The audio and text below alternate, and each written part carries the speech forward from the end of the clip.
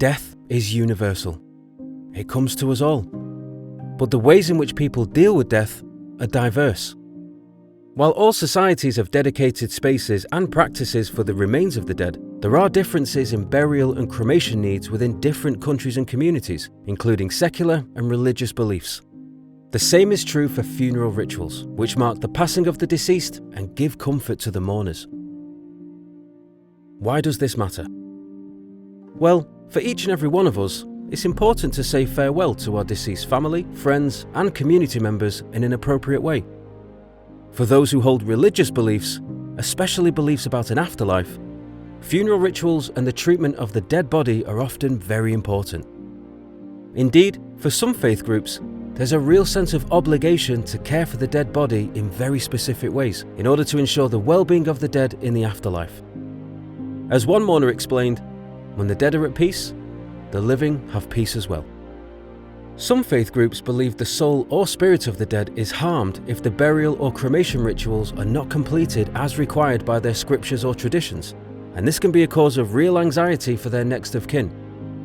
And for those who have no religious beliefs, it can be important for their peace of mind and sense of self that their body is not given any religious rituals.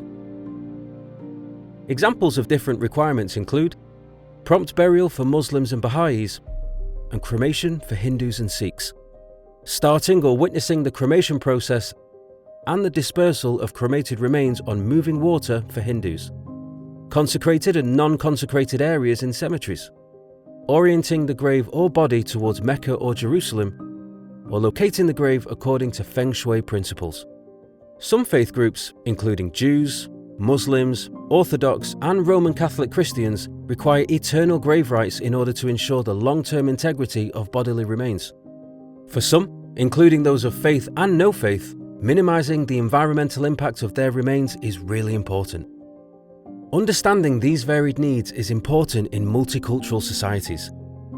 Being inclusive of diverse needs can be challenging, but many cemetery and crematorium staff and local communities are working together to provide inclusive spaces and services for everyone. To ensure appropriate care for the living and the dead, it's crucial to understand, respect, and provide for different local needs when planning, designing, running, and using public cemeteries and crematoria.